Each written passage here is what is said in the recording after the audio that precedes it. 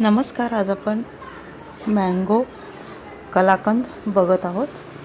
एकदम सॉफ्ट, तयार करण्यासाठी एकदम सोपे.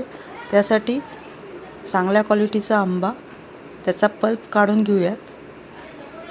या प्रकारे करण्यासाठी एकदम सोपं आहे.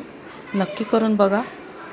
व्हिडिओला नवीन असाल तर लाईक, शेअर आणि सबस्क्राईब करा.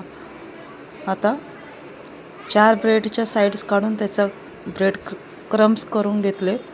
मँगोलाही मिक्सरला लावून त्याचा पल्प तयार करून घेतला.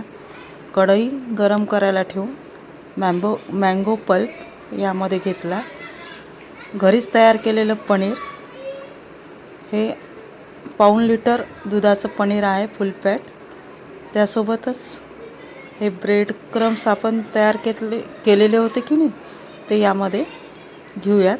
याऐवजी तुम्ही नारळाचा बुरादा किंवा ओलं नारळसुद्धा वापरू शकता. 4 चमचे साखरऐवजी तुम्ही गुळही वापरू शकता. चवीनुसार वेलची पूड तर अर्धा चमचा घेतली आहे तुम्ही. हे छान सतत परतवत गॅसच्या मिडियम हीटवर घ्यायचं.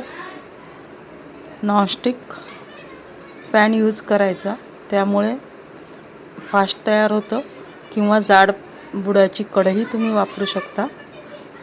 हे सतत परतवत राहायचं म्हणजे कढईला लागत नाही. या प्रकारे हे सगळी एकत्र होत आलं की समजायचं की आपलं हे बॅटर तयार आहे.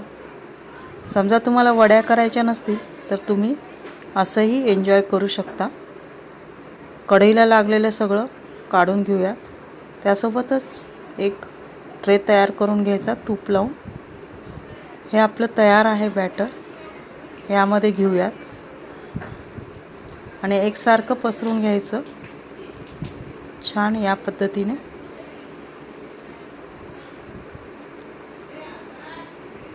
वरून काजू हे छान प्रेस करून हे करायचं.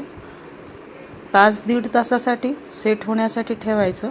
थंड झाल्यावर 1.5 तासानंतर याच्या वड्या पाडते.